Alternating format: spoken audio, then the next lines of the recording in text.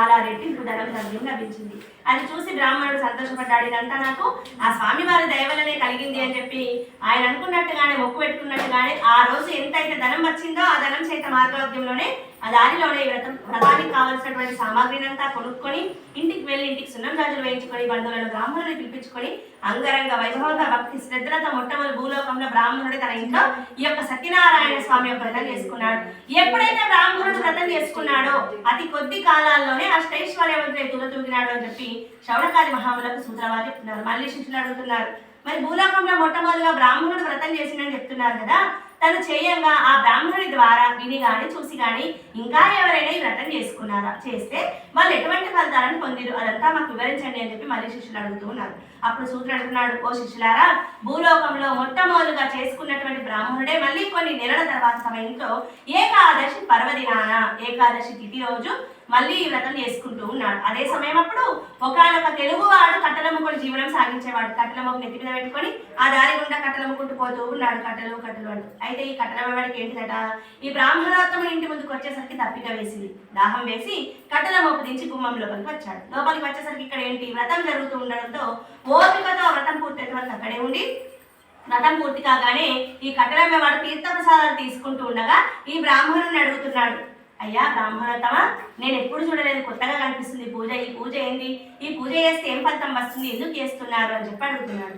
అప్పుడు బ్రాహ్మణుడు అంటున్నాడు కట్టెలమ్మవాడితో, పోయి ఇది ఎవరైనా కష్టాల్లో ఉంటే కష్టాల నుండి విముక్తి పొందించేటువంటి వ్రతం, ఇది సత్యనారాయణ స్వామి యొక్క వ్రతం నాయన, ఈ వ్రతం చేస్తే ఏది కోరుకుంటే అది నెరవేరుతుంది అని చెప్పి చెప్తున్నాడు బ్రాహ్మణుడు కట్టెలమ్మవాడికి. మరి అది విన్నటువంటి కట్టెలమ్మవాడు కూడా ఏంటంటే పాపం కటిక దారిద్ర్యాన్ని అనుభవిస్తున్నాడు. మరి అప్పుడే ఆ బ్రాహ్మణుడు చెప్పింది విని వ్రతం పూర్తయింది కాబట్టి ఆ స్వామివారి దగ్గరకు వచ్చి ఈ విధంగా మొక్కు పెట్టుకుంటున్నాడు కట్టెలమ్మవాడు.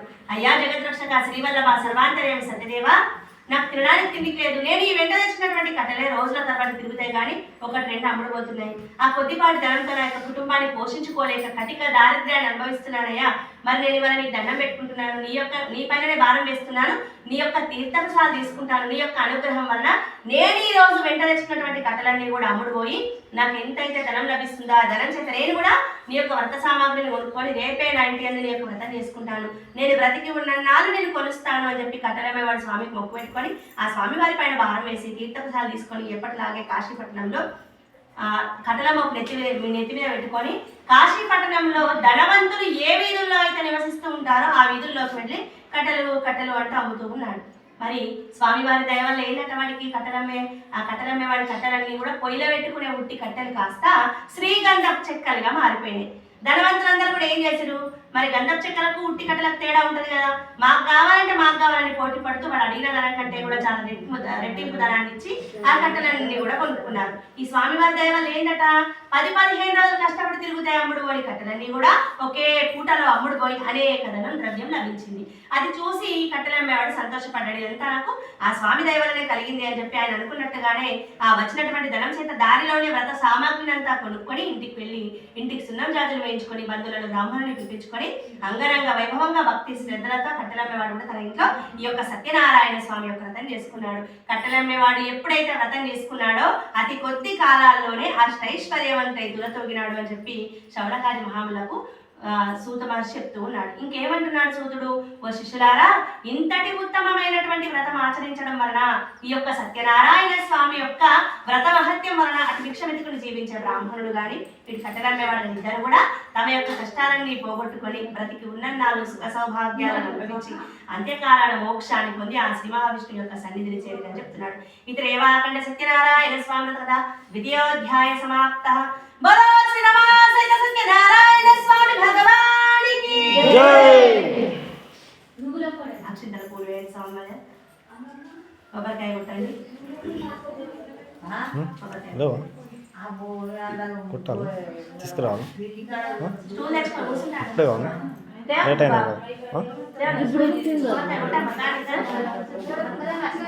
ఇప్పుడే కావాలి ఎంతమ్మా ఇప్పుడే కావాలి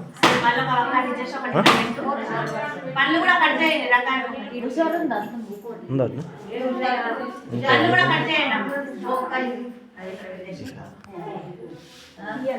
మళ్ళీ అక్షింతల పూజ చేసామనుకోండి, పీటైనా ఏదైనా ఇస్తే ఇవ్వండి.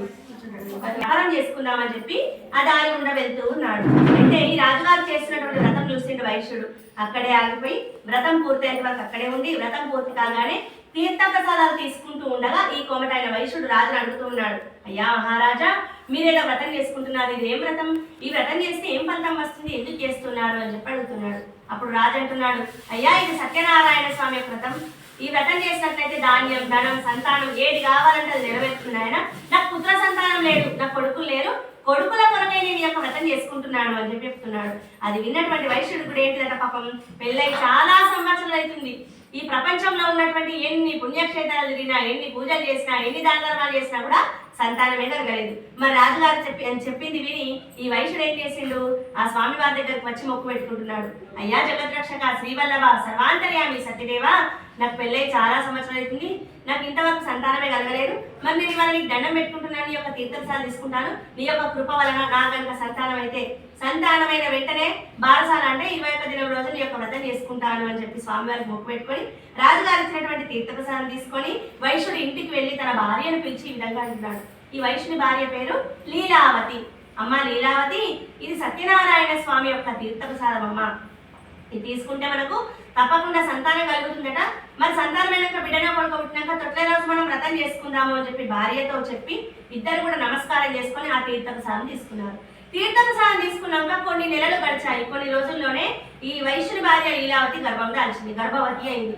9 మాసాలు పూర్తి కాగానే అంటే 9 నెలలు నిండి 10వ నెల పడగానే ఒక మంచి రోజు మంచి గడియలల్లా లీలావతి పండంటి ఆడబిడ్డకు జన్మనిచ్చింది. మరి ఆ బిడ్డ ఎట్లా ఉందట, పౌర్ణమి రోజు చందమామ ఎంతైతే కాంతివంతంగా ఉంటుందో ఆ బిడ్డ కూడా అంతే కాంతివంతంగా ఉంది, భగవంతుని కృపతో జన్మించింది కాబట్టి. ఈ వైశ్యుడు కూడా ఏంటిది, లేక కలిగిన సంతానం కాబట్టి బారసాల వేడుక అంటే ఏంటిది, 21 దినంలో అందరి సమక్షంలో వేసుకుందాం, బంధువులను పిలుచుకొని గొప్పగా వేసుకుందాం అని చెప్పి అనుకొని వైశ్యుడు అందరి బంధువులను పిలుచుకొని బిడ్డకు తొట్లలో వేసుకొని అందరి సమక్షంలో కళాత్మకంగా ఉంది బిడ్డ అని చెప్పి కళావతి అని నామకరణం చేసుకున్నారు.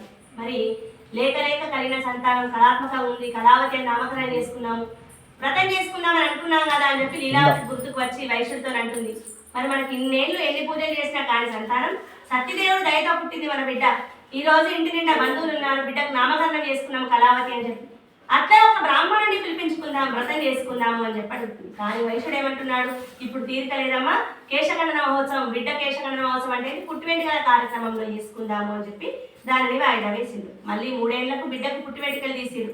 ఆ రోజు కూడా లీలావతి వైశ్యుని గుర్తు చేస్తుంది, ఈ రోజన్నా మనం వ్రతం చేసుకుందాం అనుకున్నాం కదా, చేద్దాము అని చెప్పి. అప్పుడు కూడా వైశ్యుడు ఏదో ఒక కారణం చెప్పి వ్రతాన్ని వాయిదా వేస్తూ ఉన్నాడు. ఇట్లా ఎన్నోసార్లు లీలావతి వ్రతం చేసుకుందామని అడగడము, ఆ వైశ్యుడు వ్రతాన్ని వాయిదా వేస్తూ ఉండడం జరుగుతుంది. అయితే వైశ్యుడు అనుకుంటున్నాడు మనసు లోపల, నా భార్య నన్ను ఊరికే విసిగిస్తుంది, తనకు ఒక గట్టి వాయిదా పెడదాం, ఆ సమయం దాకా నన్ను అడగదు, నోరు విప్పదు అని చెప్పి నిర్ణయం చేసుకున్నాడు. కానీ ఆ సమయం కూడా రానే వచ్చింది. వైశ్యుని భార్య లీలావతి వైశ్యుడి దగ్గరకు వచ్చి అడుగుతుంది, అయ్యా మరి బిడ్డ పుట్టిన నాటి నుంచి వ్రతం చేసుకుందాం అనుకున్నాం, ఎన్నోసార్లు వాయిదా వేస్తూ వస్తున్నాము, స్వామి కోపం వస్తుంది, ఇప్పటికైనా మనం వ్రతం చేసుకుందాము అని చెప్పి అడుగుతుంది.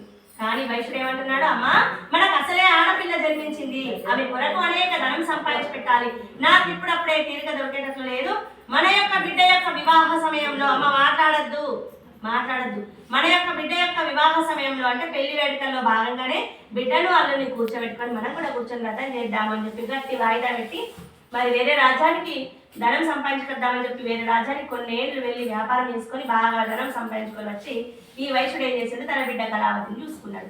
చూసేసరికి ఇక్కడ ఏంటి, బిడ్డకు యుక్త వయసు వచ్చింది. యుక్త వయసు అంటే పూర్వకాలం లోపల 8 నుండి 11 సంవత్సరాల మధ్య వయసులోనే వివాహాలు చేసేవాళ్ళు కాబట్టి వైశ్యుడు వచ్చి తన బిడ్డను చూసుకునేసరికి పెళ్లిడికి వచ్చింది నా బిడ్డ అని చెప్పి గ్రహించి తన దగ్గర ఉన్నటువంటి దూతలను పిలుచుకొని నా యొక్క బిడ్డ కళావతికి ఒక అందమైనటువంటి వరుణ్ణి వెతకరండి అని చెప్పి, వైశ్య కుమారుని వెతకరండి అని చెప్పి ఆదేశం ఇచ్చింది. ఆ దూత కాంచనాగం అనేటువంటి నగరానికి వెళ్ళి ఒక యోగ్యుడైనటువంటి అందమైనటువంటి వైశ్య కుమారుని వెతుక్కొని వచ్చి ఈ సాధు అనే వైశ్యుడికి తండ్రికి కళావతి తండ్రికి చూపించిండు. ఈ తండ్రి సాధు ఏం చేసిండో ఆ పిల్లవాడి గురించి అంతా తెలుసుకొని నా యొక్క బిడ్డ కళావతికి తగినటువంటి వరుడే అని చెప్పి నిర్ణయం చేసుకుని ఇద్దరికి కూడా వివాహం చేసిండు.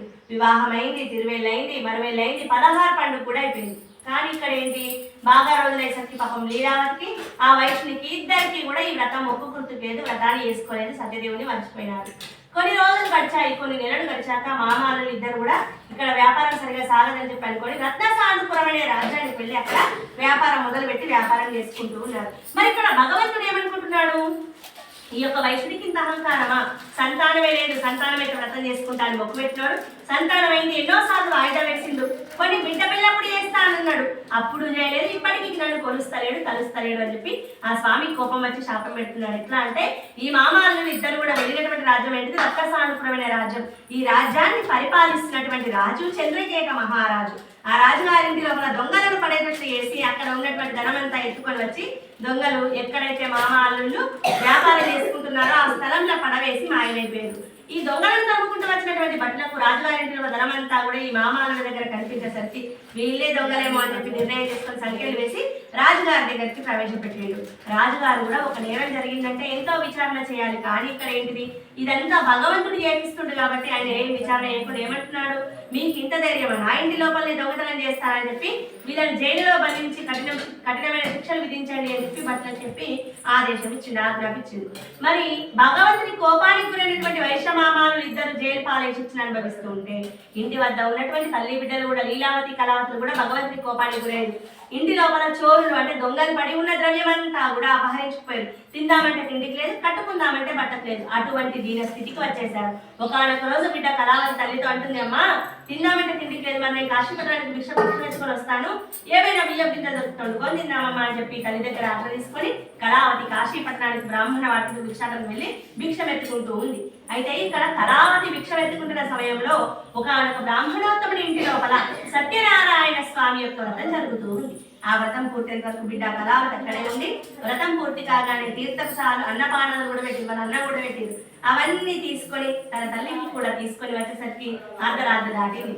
మరి ఉదయమనంగా వెళ్ళిన అమ్మాయి అంత ఆలస్యంగా వస్తే ఏ తల్లైనా అడుగుతుంది కాబట్టి ఇంత ఆలస్యం ఎందుకైందమ్మా అని చెప్పి లీలావతి కళావతిని అడుగుతుంది. కళావతి అంటుంది, అమ్మా నేను ఎక్కడికి వెళ్ళలేదు, నేను కాశీపట్నంలో భిక్ష పెట్టుకుంటూ ఉండగా ఒకనొక బ్రాహ్మణోత్తముని ఇంటి లోపల సత్యనారాయణ స్వామి యొక్క వ్రతమట అమ్మ. ఆ వ్రతం అయితుంటే అది పూర్తయిన వరకు అక్కడే ఉన్నా వాళ్ళు ఇచ్చినటువంటి తీర్థసాల అన్నపానాలు తీసుకొని నీకు కూడా తీసుకొని వచ్చేసరికి ఇంత ఆలస్యమైంది అని చెప్పి ఇదిగో ప్రసాదాలు తీసుకొని తిప్పబోతుంటే అప్పుడు తన బిడ్డ మాటలు విన్నటువంటి లీలావతికి ఆ తీర్థసాల చూసిన వెంటనే తన గతం అంతా కూడా గుర్తుకొచ్చింది. ఎంత పెద్ద తప్పు చేసినామమ్మా మేము, మాకు సంతానమే లేదు, ఈ సత్యదేవుడికి దండం పెట్టుకుంటే సంతానమే, నువ్వు పుట్టినాడు చేద్దామనుకున్న వ్రతాన్ని ఎన్నోసార్లు వాయిదా వేస్తూ వస్తున్నాం, నీ పెళ్ళప్పుడు చేద్దామనుకున్నాం అప్పుడు చేయలేదు, ఇప్పటికీ స్వామిని కొలుస్తలేం కలుస్తలేం, అందుకే మనకి ఇన్ని కష్టాలు వచ్చినాయేమో అని చెప్పి ఆ జరిగిన విషయం అంతా కూడా బిడ్డకు చెప్పి ఇక ఆలస్యం చేయలేదు, రేపు ఉదయాన్నే వ్రతం చేసుకుందామని చెప్పి అనుకొని నిద్ర కూడా పోకుండా జాగరణ వేసి ఉదయాన్నే తలస్నానం ఆచరించి ఇవి భక్తి శ్రద్ధలతో ఉన్నంతలా తల్లి బిడ్డలు కూర్చొని ఈ యొక్క సత్యనారాయణ స్వామి యొక్క వ్రతం చేసుకున్నారు. అప్పుడు ఆ స్వామి వారు ఏం చేసిండు?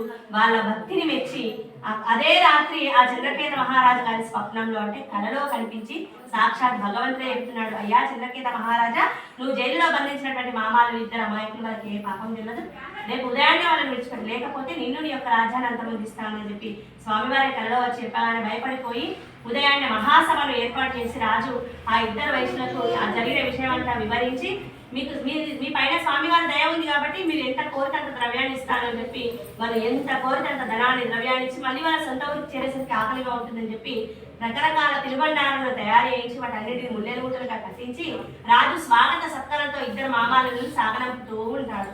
ఇది రేవాకండ సత్యనారాయణ స్వామి కదా తృతీయోధ్యాయ సమాప్త. బోలో శ్రీ రమాసిత సత్యనారాయణ స్వామి భగవానికి జై. సోమవారం